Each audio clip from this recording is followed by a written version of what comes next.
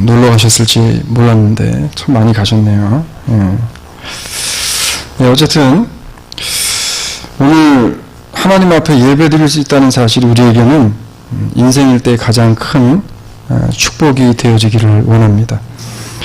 오늘은 11번째 시간입니다. 우리 옆에 분하고 이렇게 한번 인사하기 원합니다. 오늘 인사가 조금 자극적이라고 할까요? 인사가 조금 도전하게 하는 그런 인사입니다. 옆에 분한테 내 안의 문제를 해결받고 갑시다. 이렇게 하면서 하겠습니다.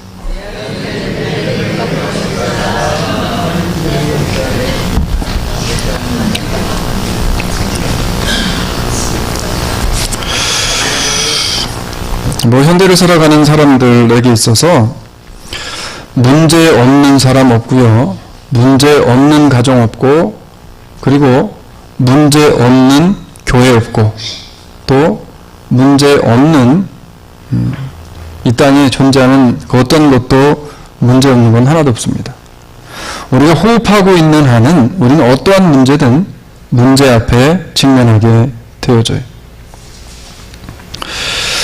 현대인들 21세기를 접어들면서 현대인들에게 있어서 가장 많이 걸리는 질병이 여러분 뭔지 아세요? 가장 많은 질병? 네?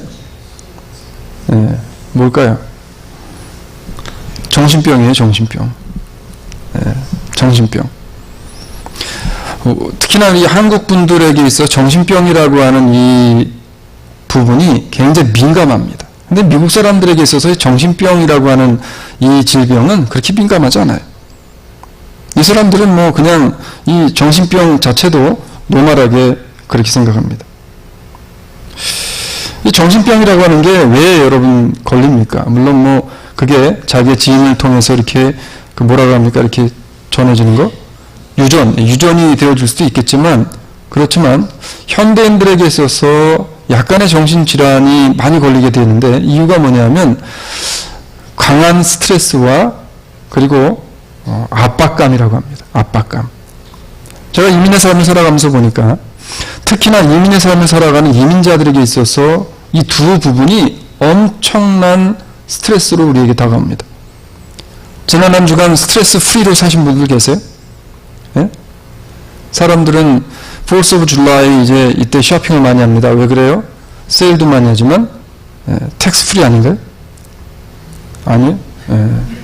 어쨌든 사람들은 프리를 좋아해요. 프리를.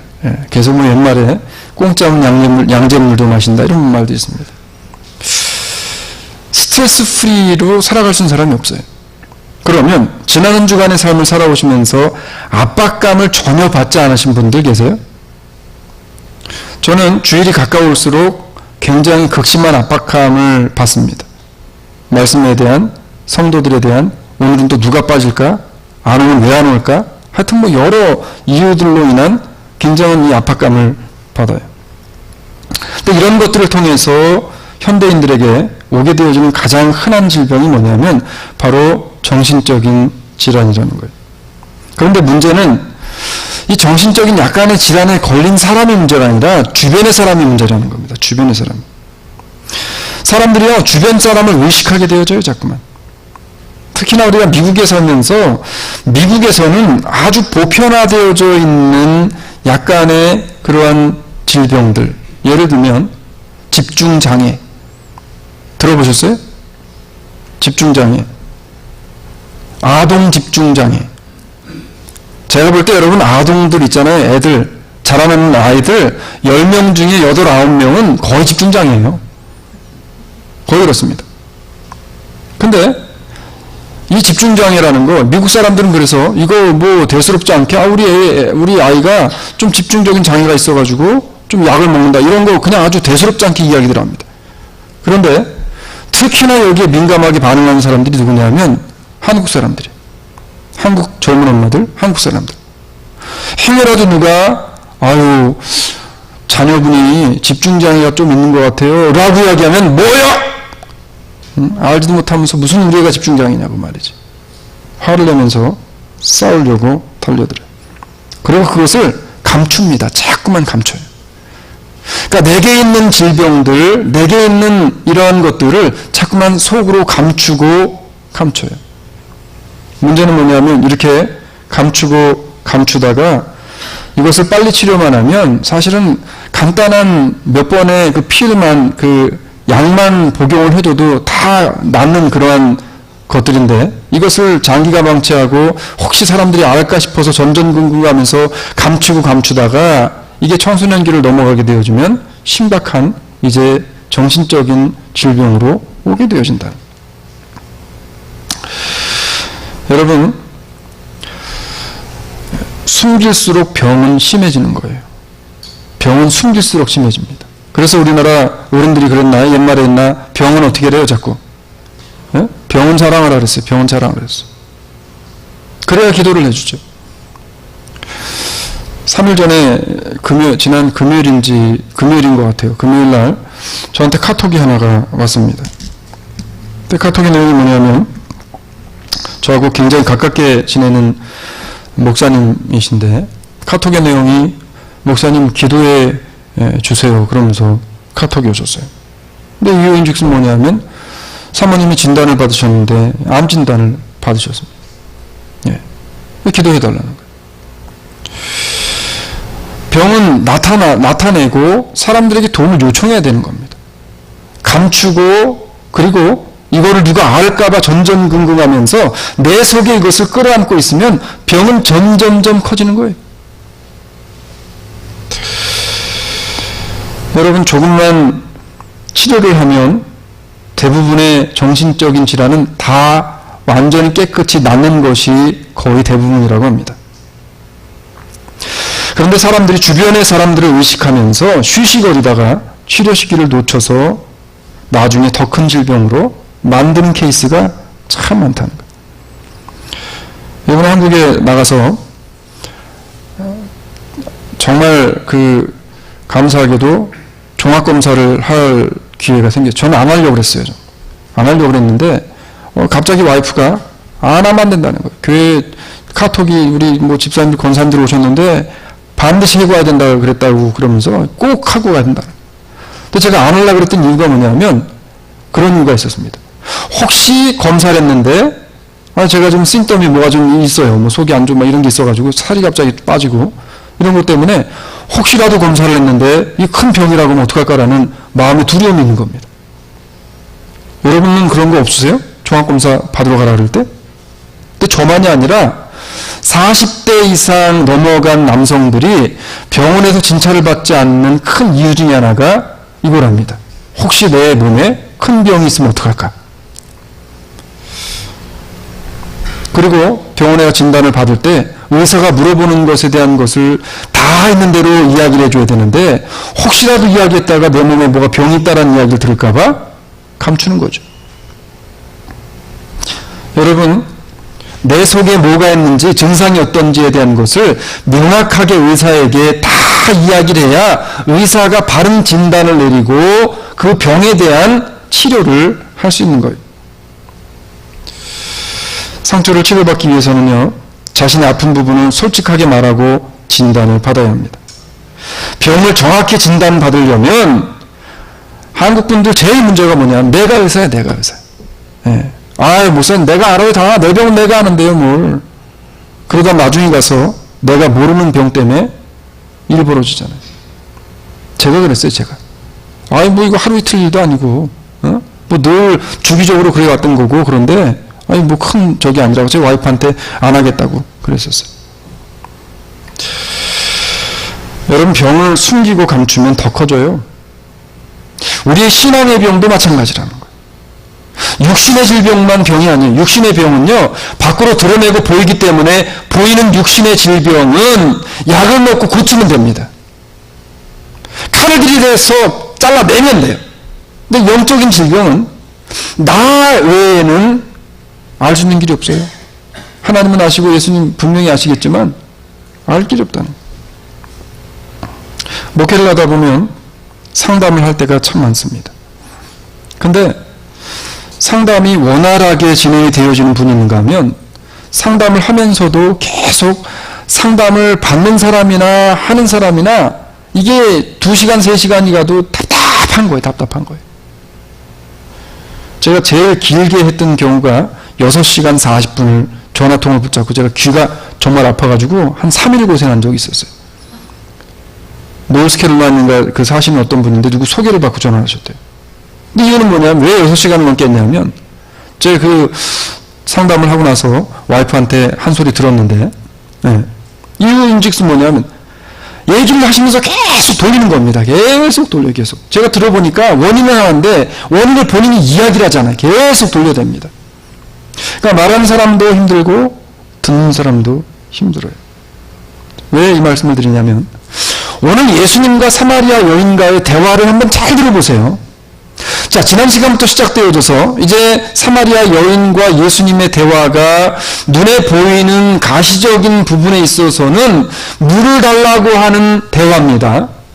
그리고 예수님이 달라고 하시는 물과 다른 종류의 물을 또 여인에게 이야기하는 그런 내용이에요. 그런데 그 속에 담겨져 있는 엄청난 비밀을 우리가 깨달아야 됩니다. 오늘 본문 속에 여자와 예수님의 대화를 가만히 듣고 있으면 예수님께서 참 엄청 답답하시지 않았을까라는 생각이 저는 들어요. 자, 예수님이 만난 이 여인이 어디 사람이라 그랬어요? 사마리아 사람이라 그랬어요. 우리가 지난 시간에 잠깐 봤는데 사마리아라고 하는 나라가 어떤 나라입니까? 이스라엘의 1대 왕이 누구였어요? 사울이었고 2대가 다윗이었고 3대가 누굽니까? 솔로몬이었어요. 자, 3대 이후에 이스라엘이라는 나라가 이제 독립왕국에서 뭐가 됩니까? 분열왕국이 되어져요. 남쪽으로는 유다, 북쪽으로는 이스라엘로 갈라지면서 남유다와 북이스라엘로 갈라집니다. 그러면서 이 사마리아라고 하는 지역이 갈릴리라는 호수와 그리고 사해바다라고 하는 소금의 바다 여매라고 하는 곳을 중심으로 봤을 때 그 중간 지점에 있었던 지역이 사마리아라는 지역이었어요. 그래서 이 사마리아는 북이스라엘에 속한 그런 동네였습니다. 자, 남유다가요, 바벨론에게 망하기 약 한 130년 전쯤인 주전 722년경에 아수르로부터 침략을 당해서 아수르에게 멸망을 당하게 되어집니다. 아수르에게 나라를 뺏겨요. 자, 그러면서 나라를 점령한 아수르를 통해서 이 유다라고 하는 땅에 율법을 버립니다. 이 백성들이 하나님의 율법을 버리고 율법만 버린 것이 아니라 우상을 섬기면서 자신들의 동족을 대적하는 대적의 단계까지 이제 가게 되어져요. 그러다 나중에 성경을 보면 하나님의 심판을 받습니다. 이후에 아수르라고 하는 나라가 이 지역을 이제 지배를 계속하면서 무슨 정책을 쓰냐면은 우리가 잘 알고 있는 3인 정책을 씁니다. 3인 정책. 3인 정책과 자폰 정책을 써요. 여러분 3인 정책이 뭐예요? 우리 역사 시간에 배웠잖아요. 예? 3인 정책이 뭡니까? 일제시대 때 일본 사람들이 우리나라에 쓴 정책이에요. 우리나라 사람들을 강제로 일본에 이주시키고 일본 사람들을 대거 한국으로 이주시켰습니다. 그래서 어떻게 했어요? 한국 사람과 일본 사람을 믹스하게 만들었어요. 어디 가서 여러분 대한민국이 뭐 전 세계 유일한 뭐 단일민족이다 이런 얘기면 안 돼요. 예? 그래서 3인 정책을 썼어요. 근데 아수르라고 하는 나라가 사마리아에 집중적으로 이 3인 정책을 쓰게 되어집니다. 그러면서 민족성 말살 정책을 이제 쓰게 되어지죠. 동질성이 파괴되고요. 민족성이 말살되어지면서 결과적으로 부각되어진 지방이 사마리아라고 하는 이 도시가 이제 그렇게 만들어집니다. 그러다 보니까 유대인들에게 있어서 곶값지 않은 건 당연한 거죠. 이 원수의 자기들을 쳐들어온 원수 나라의 물리와 문화를 다 그대로 받은 것도 부족해서 그들과 이젠 혼합되어져서 결혼하고 사는 거예요. 이런 땅을 예수님이 지나가시다가 사마리아 여자를 만나서 물을 달라라고 지금 말씀하시는 사건입니다. 결과적으로요, 예수님께서는 세속적인 물이 아닌 영생이라고 하는 영생에 관한 물에 대해서 설명을 하시게 되어집니다.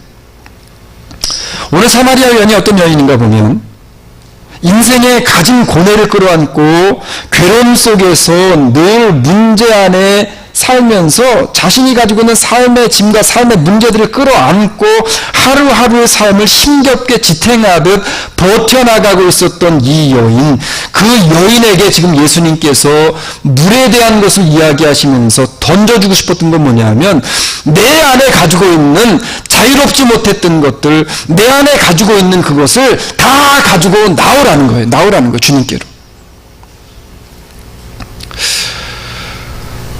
요한계시록 21장 6절로 7절에 보면 이렇게 말씀해요. 또 내게 말씀하시되 이루었도다. 나는 알파와 오메가요 처음과 나중이라. 내가 생수로 샘물로 목마른 자에게 값없이 주리니 이기는 자는 이것을 유업으로 얻으리라. 나는 저의 하나님이 되고 그는 내 아들이 되리라. 할렐루야. 예수님께서 우리에게 약속하신 생수의 샘물로 우리에게 주시는데 우리의 메말라 붙은 영혼들을 죽여주시고 다시금 샘솟게 하는 샘물을 통해 그리스도라고 하는 생명의 생수를 통해서 우리의 메말라버린 영적인 성령의 샘을 다시금 채우라라고 지금 말씀을 하고 있는 거예요. 예수님께서 반복적으로 목마르지 않는 샘물이라고 하는 이야기를 합니다. 이 목마르지 않는 생수에 대해서 말씀을 해요. 그러면서 그것이 곧 영생에 관한 말씀이시고 그리고 이 영생하는 이 샘물을 마셔야 된다라고 이야기하는데 이 사마리아 여자는요 여기에 관심이 없어요. 영적인 것에 관심이 없습니다. 요즘 현대인들 영적인 것에 관심 있어요? 없어요. 정말 많이 없습니다. 교회들 있습니까? 지난 시간에 봤던 본문인데 이 여인이 이러한 예수님의 질문에 이러한 예수님의 의도를 파악하지 못하고 자꾸만 동문서답하면서 대답한 내용이 15절에 있잖아요. 15절을 보니까 여자가 가로되 주여 이런 물을 내게 주사 목마르지 않고 또 여기 물 길러 오지도 않게 하소서. 계속해서 지금 엉뚱한 얘기를 합니다. 저는 오늘 이 여인을 보면서 매일매일 성경을 읽고 매일매일 기도를 하고 매일매일 설교를 들으면서도 메말라버린 나의 신앙의 현실을 다시 한번 봅니다. 메말라버린 우리들의 신앙의 현실. 지금 캘리포니아는 뭐가 여러분 큰 문제래요? 네? 가뭄. 네. 가뭄이 너무 심해지니까 그러니까 이게 건조하니까 불이 자꾸 나는 거예요. 불이. 그러니까 언젠가 한번 지난번에 어디에 CNN인가요? 그 뉴스에 나온다 보니까 정말 땅들이 거북이등 정도가 아니고요. 무슨 지진 나가지고 이렇게 벌어진 것처럼 땅이 그렇게 쪽쪽 갈라져 있어요. 우리는 그것을 보면서 야 비가 필요하다라는 생각을 합니다. 우리의 심령이 메말라 쩍쩍 갈라져 있는 것을 보면서는 성령의 단비가 필요하다라는 생각을 하는 사람이 몇 명이나 될까? 오늘 예수님께서 이 여자를 만나서 정말 남들은 가지 않는 그 땅을 지나가시면서 예수님이 왜 이 여인에게 그토록 연연하실까? 여인을 구원코자 하는 그리스도의 사랑, 그 연에 쩍쩍 갈라져 버린 그 인생의 수고와 상처들을 주님께서는 어떻게든지 회복시키길 원하셨던 겁니다. 우리가 그렇잖아요. 날이 더우면 뭘 마셔요? 물을 마셔요. 날이 더우면 물을 마시는데 우리가 믿음의 가뭄이 들어서 신앙이 쩍쩍 갈라지는 영적인 질병이 걸려 있으면서도 전혀 회복을 갈급해하지 않는 우리 현실 그리스도인들의 모습이 오늘 사마리아 여인과 참 너무 흡사하다는 겁니다. 먹고 사는 거 중요하죠. 네, 중요하죠. 그런데 아까 일부 예배 끝나고 우리 이호순 장로님이 김용수 집사님이 가져오신 그 책 인생의 사람들에게 있어서 유효기간이 있다라는, 하나님은 유효기간이 없으시지만 사람은 유효기간이 있다라는 말씀을 했는데 우리 장로님이 이제 세상의 유효기간도 거의 끝난 거 아니냐는 거예요. 여러분 정말 세상의 유효기간이 거의 끝났다는 게 느껴지세요? 근데 우리의 삶을 보면 세상이 앞으로 수십만 년이 더 남은 것처럼 내 인생의 유효기간은 끝나지 않을 것처럼 그렇게 우리는 살아가고 있어요. 이번 주일 본문 딱 3절인데 원래는 예배에 대한 것을 말씀을 준비를 하려고 하다가 이 말씀에 제가 꽂혔어요. 세 말씀에. 근데 이 말씀을 준비하면서 참 마음에 너무 괴로움이 많이 있었습니다. 질병에 걸려 있으면서 질병을 깨닫지 못하는 현실. 이제 예수님께서 설명해도 안 되니까 갑자기 예수님이 여자에게 뭐라고 이야기하냐면 생뚱맞은 이야기를 예수님이 합니다. 바라기 오늘 주시는 이 말씀이 내 내면의 모든 상처와 질병을 주님 앞으로 다 끄집어내서 이것이 치료받게 되어지는 역사를 통해 우리 안에 메말라버린 우물 속에 물이 다 메말라서 더 이상 풀 물이 없는 것 같은 우리의 영적인 신앙의 갈급함과 메마름이 다시 성령의 은혜의 비로 채워지는 복된 시간이 되어지기를 주의 이름으로 축원합니다. 한 가지만 보길 원해요. 왜 그토록 예수님께서 아니 이런 여자들이 이스라엘 지역에 그럼 사마리아 지역에 이 사람밖에 없었냐는 거예요. 아니에요. 왜 이 여자에게 이렇게 예수님께서 집중하셨나요? 여자를 만나서 물을 이야기하시는 예수님의 의도는요, 내 안에 감추고 있는 질병들을 다 가지고 나오라는 거예요. 지금 예수님 계속 말씀하는데 여자가 계속 알아듣지 못하고 엉뚱한 얘기만 하니까 예수님이 끝끝내 이제 본론으로 들어갑니다. 물 얘기하시고 생수 얘기하시고 하신 이유에 대한 것을 이제 본론으로 들어가게 되어져요. 오늘 우리가 본문을 보게 되어지면 이 여인의 삶의 만족도를 우리가 볼 수 있습니다. 여러분은 지금 내 인생이 만족하세요? 미국 병원 가면 의사들이 가장 많이 하는 게 뭡니까? 지금 아프신 부위가 있는데 1부터 10까지 해서 그 아픈 정도가 어느 정도냐는 거예요.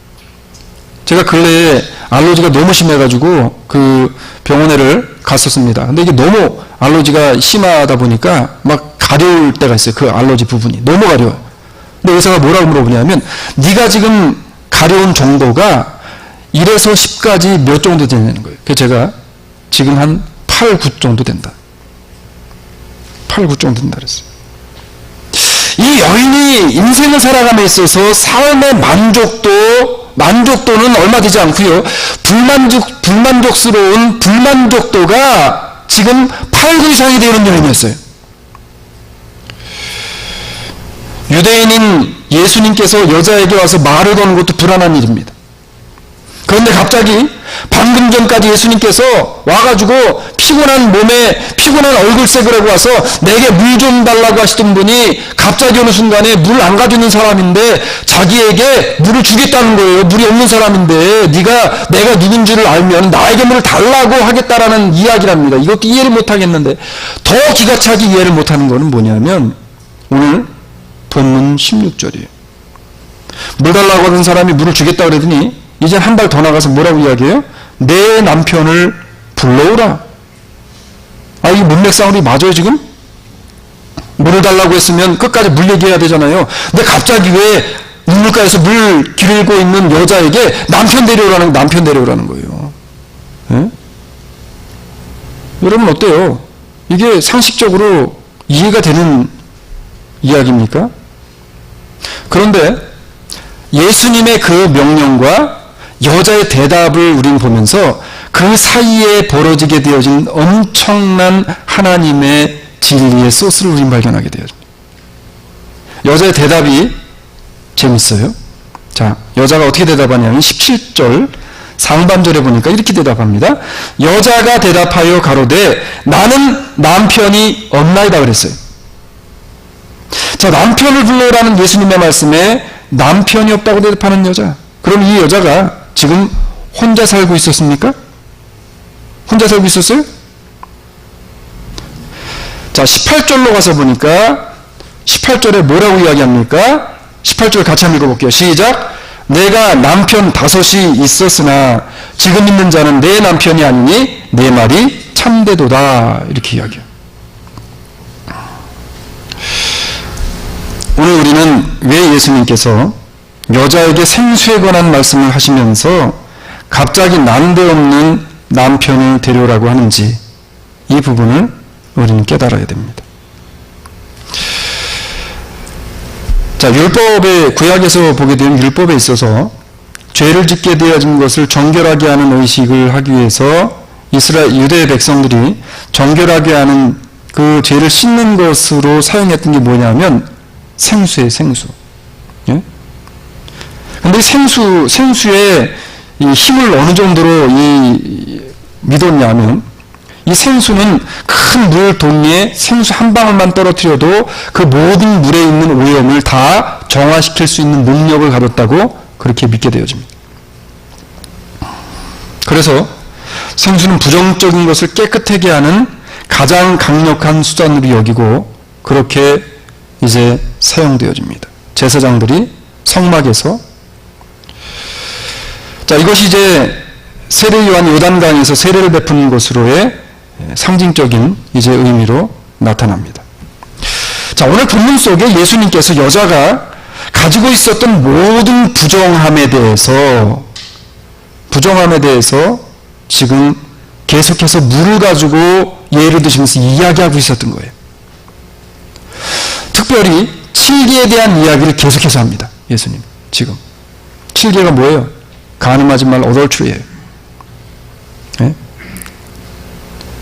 성경에 보면은 제가 정확히 기억이 안 나는데 그 로이라는 그 신학자가 쓴 주석에 보면은 Seventh Commandment라고 이렇게 나와요. 그거를 이 여자가 범했는데 예수님께서 생수에 대한 이야기를 하시면서 여자에게 계속 일깨워주길 원했던 게 뭐냐면 그 계명에 대한 것을 여자에게 일깨워주고 이것을 가지고 나오길 원하셨다라고 이야기합니다.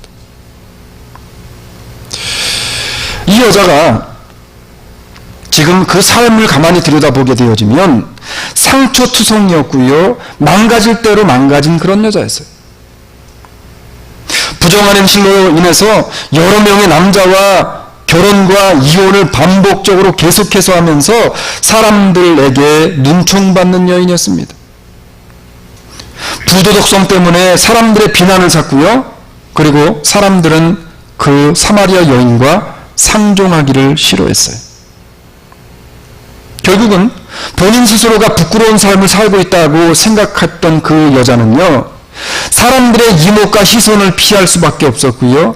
그렇다고 물을 안 먹고 살 수 없기 때문에 사람들이 나오지 않는 정오 시간, 그 태양빛 뜨거운 사람들이 나왔다가 기진해서 허겁허겁 쓰러질 수밖에 없는 그 엄청난 더위 속에 사람들의 눈을 피하고 시선을 피해서 물을 기르러 나왔던 거예요.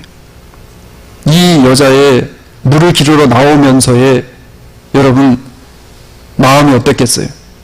해피했겠어요? 사람들의 눈을 피해야만 했던 여자? 사람들이 모르게 나와서 몰래 도둑질하는 것처럼 물을 퍼가야만 했던 여자. 이게 전에 보면 야곱이 우리의 조상이 우리에게 준 우물이라고 이야기합니다. 이 우물이 아니면 먹을 길이 없어요. 반드시 와야 되는 곳이에요.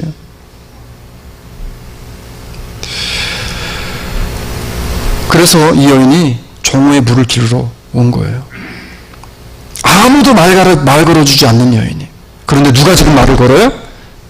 같은 사마리아 사람도 아니고 유대인으로서 예수님이 오셔가지고 그것도 남자가 말을 거는 거예요. 그것도 물 좀 달라고. 이거는 이 여자에게는요 정말 기상천외한 일입니다. 우리는 여기에서 오늘 본문의 말씀의 중요한 포인트를 발견합니다. 남편을 불러오라고 말씀하는 이 말씀은 이 여인이 마음속에 가지고 있었던 꽁꽁 숨겨놓았던 모든 인생의 상처와 질병, 그 부정함으로 지었던 모든 것들을 다 가지고 와서 내게 내려놓으라는 거예요. 그러면 이 문제를 누가 해결해 준다는 거예요? 지금 하나님께서 해결해 주신다는 겁니다. 지금 여러분이 꽁꽁 숨기고 있는 영적인 질병이 뭡니까? 네? 우리의 겉모습을 보고서는 모르잖아요. 사실 이 질문은요, 이 여자에게 가장 아픈 것을 찌르는 질문이었습니다. 예? 네가 남편 5이 있었지만 지금 있는 자도 내 남편이 아니다. 아, 몰라요. 누가 몰라? 아는 걸 예수님이 또 꼬집어내가지고 이야기합니다. 자신의 병을 가장 빨리 고치기 위해서는 병명을 찾아서 그 부분을 아파도 칼로 도려내야 되는 거예요. 병자가요, 자신의 치명적인 병을 바로 알아야 살 길이 열리는 것처럼 우리 믿음의 사람들도 지금 내가 가지고 있는 나의 영적인 삶에 가장 치명적으로 치료받아야 할 문제를 바로 알고 치료를 받아야 우리의 영이 다시금 살아나게 되어지고 성령의 단비로 메말라버린 우리의 신앙의 운물에 성령의 물이 차게 되어지는 거예요. 이게 말라버리면 어느 누구라도 우리의 믿음과 신앙을 건강하게 지킬 수 없습니다.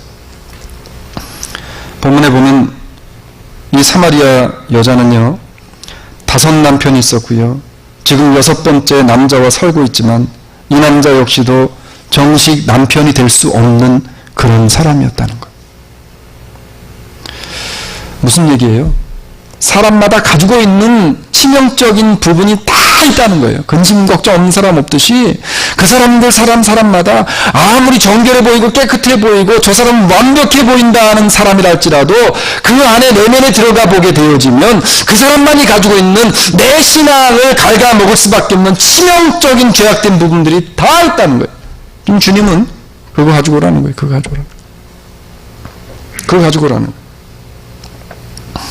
우리가 잘 알고 있는 것처럼 예수님을 찾아와서 구원과 영생에 대한 질문을 했었던 부자 청년에게 있어서 가장 치명적인 문제는 뭐였습니까?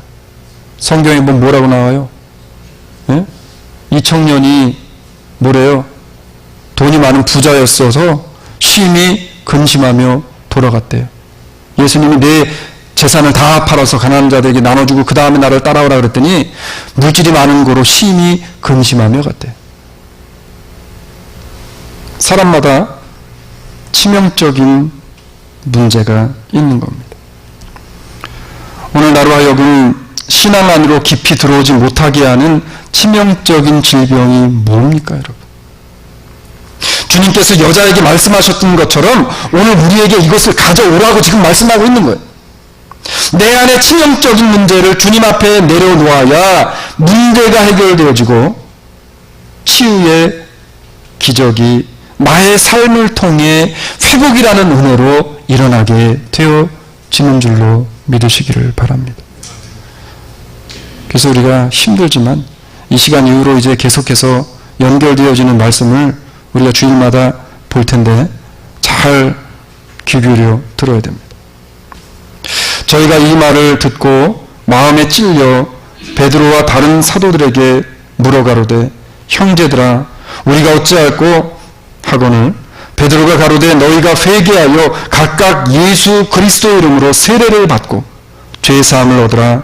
그리하면 성령을 선물로 받으리라. 사도행전 2장 37절로 38절의 말씀. 정확히 진단해야 치료되는 거예요. 내 치명적인 것을 나는 압니다. 내가 가지고 나는 알아요. 이거 모르면 여러분 이게 더 큰 문제예요. 이걸 가지고 나와야 되는 거예요. 그래야 이게 회복이 되고 치료가 되는 겁니다. 말씀 좀 해주려고 그래요. 예수님께서 우리에게 영원히 목마르지 않는 생수를 주시는 분이심을 여러분은 정말 가슴으로부터 이것이 믿어지십니까? 그렇다면 지금 나의 신앙에 치명적인 문제를 주님께 내려놓아야 할 때, 생각만 하지 마세요. 생각만 하지 마세요. 아무리 내가 생각하고 내가 자가 진단 내려도 내가 해결할 수 없어요. 이거는 주님 앞에 가지고 나와야 해결이 되는 문제입니다. 주님께서 고치시고 주님께서 해결해 주실 겁니다. 오늘 주신 말씀이요, 나 자신의 문제를 깨닫게 했다면 이것이 여러분 큰 은혜인 줄로 믿으시길 주의 이름으로 축원합니다. 나의 신앙을 갉아먹고 내 신앙을 쩍쩍 벌어지게 갈라놓는 치명적인 내 안에 도사리고 있는 모든 그리스도를 멀어지게 하는, 떠나게 만드는 이 잘못된 질병들, 이것들이 깨달아졌다면, 이것이 내 속에 나로 하여금 조명되어졌다면, 이것 때문에 시험 들 것이 아니라, 기분 나빠할 것이 아니라, 주님께 가지고 나와서 예수 그리스도의 보혈의 생수로 씻음받아서 치료와 회복을 통한 성령의 인도함으로 우리의 메말라버린 우물이 다시금 차고 넘쳐나게 되어지는 우리 모든 주사랑 장로교회 성도들 되어지기를 주의 이름으로 축원합니다. 그래서 이번 한 주 남이 아닌, 다른 사람이 아닌, 야, 저 사람은 좀 저런 거 내려놔야 돼, 이게 아니라 내 스스로가 가지고 있는 나 자신이 내려놓아야 할 치명적인 것을 하나님의 말씀 앞에 믿음으로 내려놓아서 다른 사람이 아닌 내 스스로가 하나님이 회복으로 주시는 그 기쁨을 누리며 한 주간의 삶을 살아가는 우리 모든 주의 자녀들이 되어지기를 주의 이름으로 축원합니다. 사랑의 아버지 하나님, 감사합니다. 내 안에 치명적인 나의 믿음과 신앙을 마치 메말라버린 땅이 갈라지며 하늘로부터 오는 물줄기를 바라는 것처럼 우리의 믿음이, 우리의 신앙이 그렇게 갈라져 버려서 성령의 단비를 기다리고 있지 않는지, 하나님, 내 안에 믿음의 삶으로 살아가지 못하게 하는 치명적인 것들을 발견하여 이것을 주님 앞에 내려놓게 하여 주시옵소서. 우리가 이 여인을 보고 손가락질할 것이 아니라 내 영적인 문제가 예수님께서 오늘도 하나님의 말씀을 통해서 우리에게 주시고 주시는데 이것을 나의 우둔함으로 깨우치지 못함으로 깨닫지 못하는 나의 모습을 주님 앞에 내려놓습니다. 주님, 말씀이 우리를 깨우쳐 주셔서, 하나님의 말씀이 우리를 깨닫게 하셔서 내 속에 있는 치명적인 것들을 내려놓음으로 그리스도를 통한 놀라운 은혜의 단비가 이번 한 주간의 삶 속에 우리를 흥건히 적시게 하여 주시옵소서. 감사하신 예수 그리스도의 거룩하시며 복되신 이름 받들어 기도 올리옵나이다. 아멘.